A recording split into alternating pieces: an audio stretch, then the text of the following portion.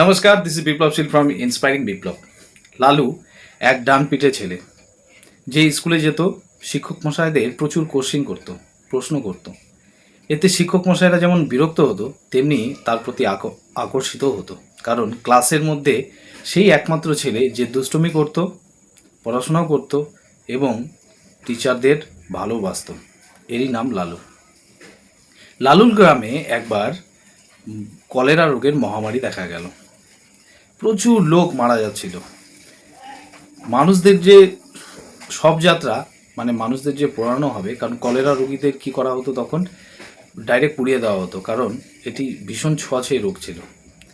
তো সেই শবযাত্রায় যে মানুষ যে থাকবে, চারজন যে তার যে কাঁধ দেবে, সেই লোকটিও খুঁজে পাওয়া যেত না। সেই একদিন লালুর কানে খবর আসলো যে পাড়ার চাটুর্যে মশাই, যিনি খুব সম্ভ্রাম্য পরিবারের ছিল, মানে একটু বড় লোক, তিনি মারা গেছেন। কিন্তু তাকে শ্মশান নিয়ে যাওয়ার জন্য কাউকে খুঁজে পাওয়া যাচ্ছে না।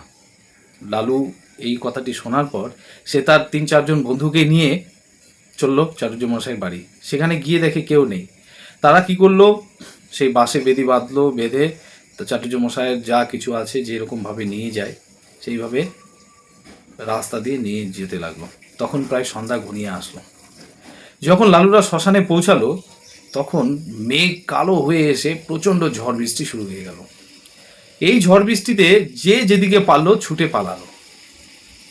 যখন ঝড় বৃষ্টি থেমে গেল, তখন সবাই একে একে করে সেই শ্মশানে এসে উপস্থিত হলো এবং দেখলো সবাই আছে, কিন্তু লালু নেই।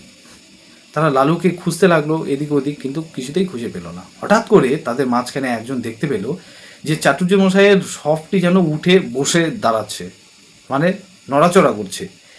এই দেখে তো যে যেদিকে পারলো, ওরে বাবা মা রে, রাম রাম, বাবা গো মা গো, বাঁচারে, খেয়ে ফেলবে ভূতে এসে, যে এইভাবে চিৎকার চেঁচামেচি করে যে যেদিকে পারলো ছুটে দৌড় মারলো। লালু এটা বুঝতে পারলো এবং সেই চাটুর্য মশাইকে শরীরের উপর যে লেপ কাতা দিয়ে দেওয়া ছিল সেগুলোর মধ্যে লালু ঢুকেছিল। সে কি করলো, সেই লেপ কাতার মধ্যে থেকে বেরোয় বলছে, ওরে তোরা যাস না, দাঁড়া দাঁড়া, আমি লালু, আমি ছিলাম এখানে, কোনো ভূত নেই, আমি লালু। এই দেখে বন্ধুরা তো হাফ ছেড়ে বাঁচলো। বললো, আরে করেছিস কি তুই, তুই এই মরার মধ্যে ঢুকেছিলি? কি দারুণ না লালুর সেই সাহসিকতার গল্প। বাই।